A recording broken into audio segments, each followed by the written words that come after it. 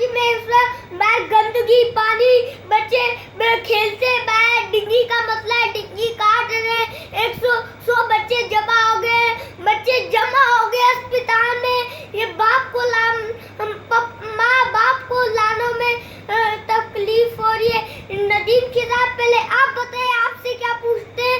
बच्चे बीमार हो रहे हैं इस वक्त, गंदगी, उन लोग को भी अकल होनी चाहिए। बच्चे बीमार हो रहे हैं इस वक्त, डेंगू आते हैं, ये गंदे पानी की वजह से, कचरों की वजह से डेंगू सब मौजूद होते हैं। नदीम के साथ आप क्या कहना चाहते हैं इस वक्त? बताएं नदीम के साथ, बच्चे बीमार हो रहे हैं सब, इन लोग को अकल होनी चाहिए, बच्चे कुछ करें।